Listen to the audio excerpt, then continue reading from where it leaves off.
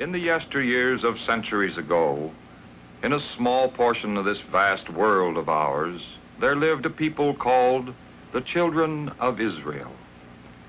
From them came certain men and women through whom God revealed himself to all mankind. One of these was Moses, called by God.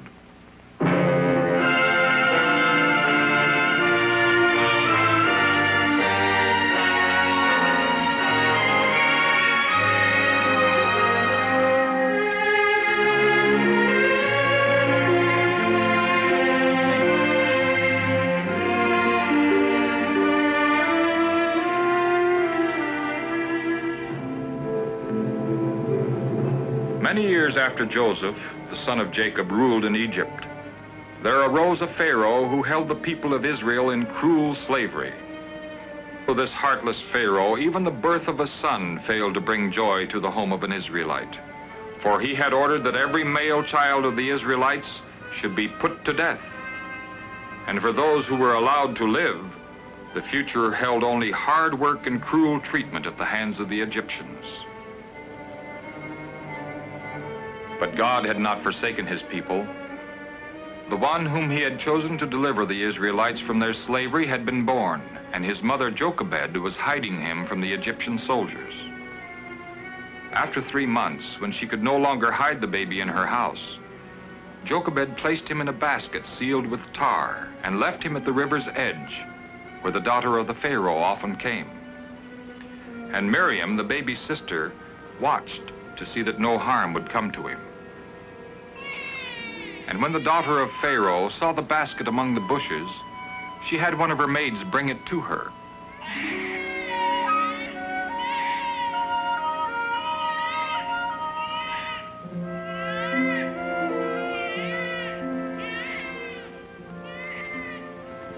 Filled with pity for the crying baby whom she recognized as an Israelite, Pharaoh's daughter decided to raise him as her own son.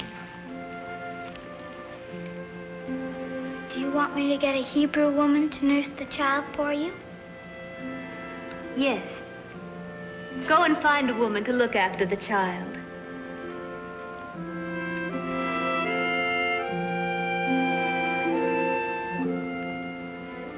So the baby's own mother was allowed to keep him until he was old enough to live in the palace. And Pharaoh's daughter decided to name the boy Moses, because she had taken him out of the water. Thus it was that Moses grew up in the palace of Pharaoh and received all the training, rights, and privileges of a prince of Egypt. But one day, when he saw an Egyptian striking an Israelite, one of his own people, Moses turned on the Egyptian and killed him. The very next day, Moses saw 2 Israelites fighting and tried to make peace between them. He asked the one who had started the fight,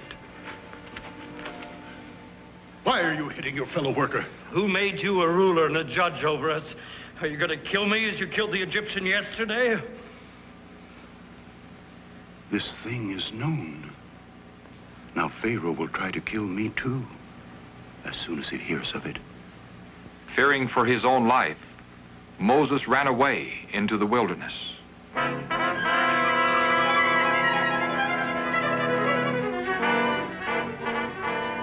For 40 years, Moses lived in the land of Midian.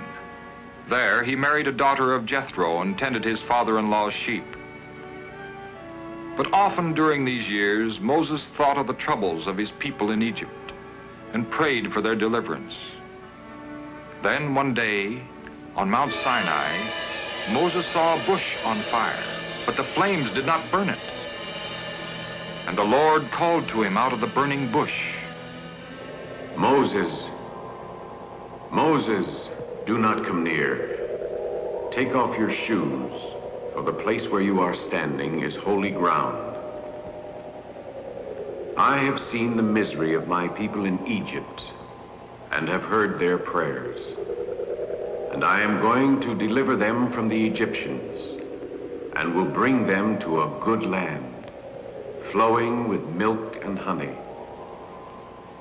Come now, and I will send you to Pharaoh, that you may lead my people out of Egypt. But who am I that I should go to Pharaoh, or that I should lead the children of Israel out of Egypt? I will surely be with you, and this shall be the sign showing that I have sent you. When you have brought the people out of Egypt, you will serve me on this mountain. But when I come to the children of Israel and tell them, the God of your father has sent me to you, and they ask me, what is his name? What shall I answer? Tell the children of Israel, I am has sent me to you. The Lord, the God of your fathers, the God of Abraham, the God of Isaac, and the God of Jacob has sent me to you. But suppose my people will not believe me or listen to me. Suppose they say, the Lord did not appear to you. What is that in your hand? It is a rod. Throw it on the ground.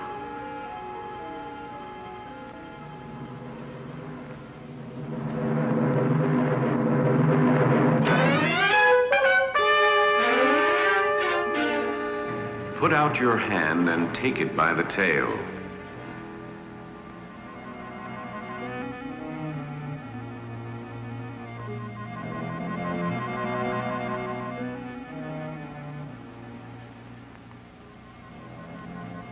Now put your hand into your bosom.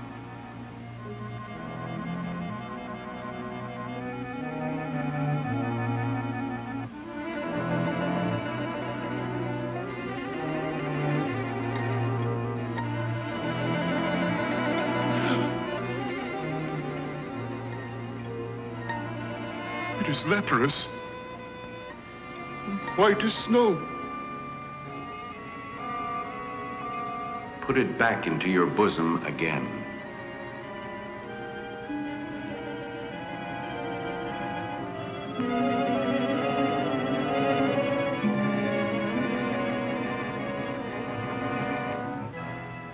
If they will not believe you when they see the first miracle, they will believe when they see the second miracle.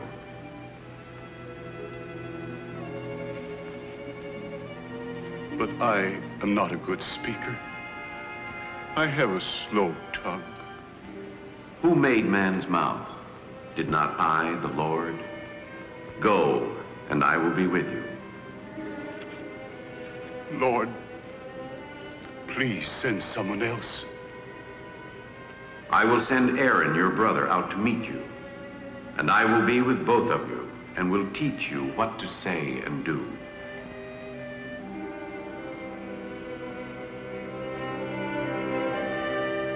After this, Moses was left alone.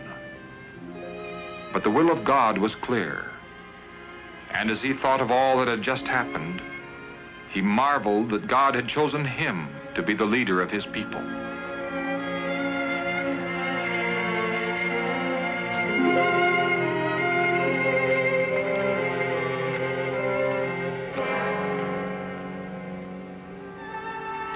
And as the Lord had promised, Moses' brother Aaron came to the wilderness and met Moses.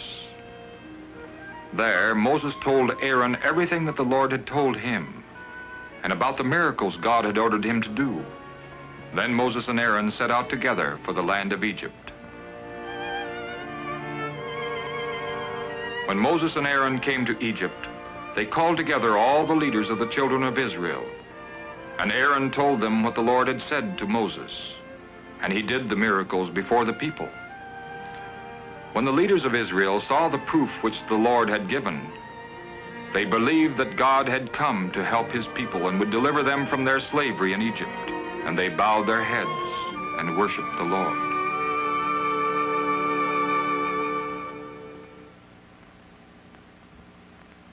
The Pharaoh from whom Moses had fled 40 years earlier was dead, and a new Pharaoh now ruled over Egypt. But from all that Moses had seen, he knew that the Egyptians were as cruel to the Israelites as they had ever been. And Moses' heart burned within him as he faced the brutal king who oppressed his fellow Israelites. The Lord God of Israel says, "Let my people go and celebrate a festival for me in the wilderness." Who is this Lord God that I should obey his voice and let Israel go? I do not know the Lord, and what is more, I will not let Israel go. The God of the Hebrews has met with us. Let us take a 3-day journey into the wilderness to sacrifice to our God. Why do you keep the people away from their work? Perhaps they don't have enough to do, and that's why they cry, "Let's go and offer sacrifices to their God." I'll give them something to do. I will add to their burden. Give the people no more straw for their bricks. Let them go out and gather straw for themselves, yet make the same number of bricks. That will keep them busy. Too busy to go and sacrifice to their God.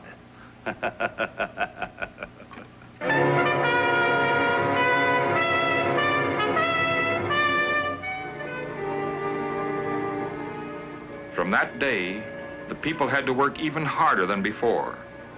So the foreman of the Israelites complained bitterly to Moses and Aaron because they had gone to Pharaoh and had made him angry with the people of Israel. Then Moses went to the Lord in prayer, saying, "Why did you send me?"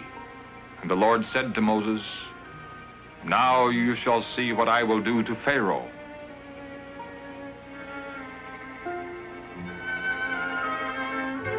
Pharaoh was soon to learn for himself the power of the God whom he had mocked. For the Lord caused 10 plagues to fall upon the land of Egypt. In the first plague, the Nile and all the waters of Egypt were turned into blood.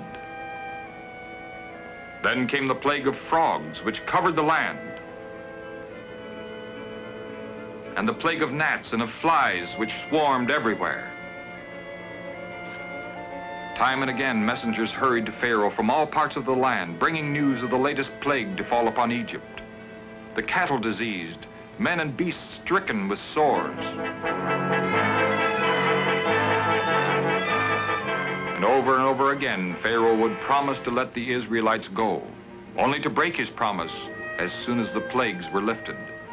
Whenever this happened, the Lord sent more plagues. The harvests were destroyed by hail. Grasshoppers stripped the land, and even the sun was darkened. Then came the last and most terrible plague of all, death. It struck the eldest child in every Egyptian family. Even to Pharaoh's house death came, striking down his firstborn son. And there was much grief in all of Egypt. But the plague of death did not touch the people of Israel. For as the Lord had commanded, Moses told each man to kill a lamb and put its blood around the doorway of his house. And they called this sacrifice the Lord's Passover, because God caused the angel of death to pass over the houses of the Israelites, so that none of his people died that night.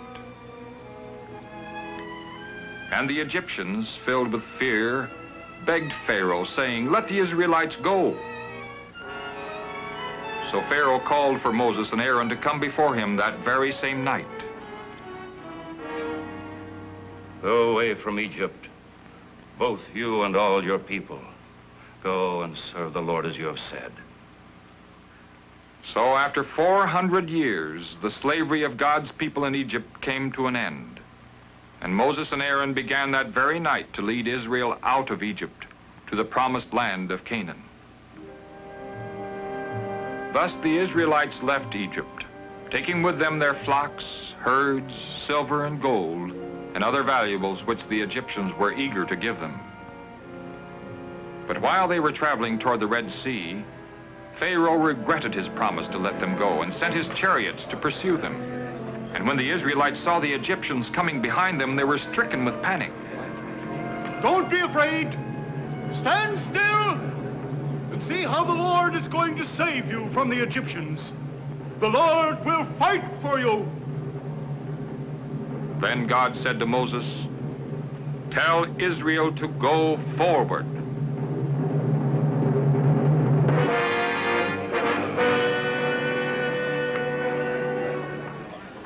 And the people saw how the Lord could save. For when Moses, at God's command, stretched his rod out over the Red Sea, the waters divided.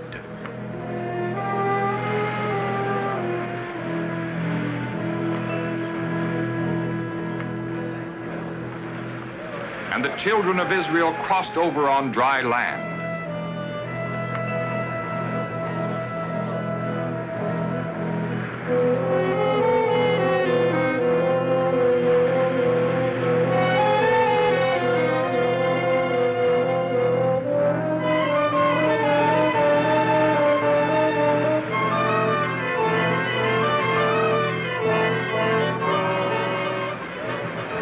When the Egyptians followed them into the Red Sea, the waters came together and covered all of Pharaoh's men. That day the Lord saved Israel from the Egyptians, and his grateful people sang a joyful song of praise and thanksgiving.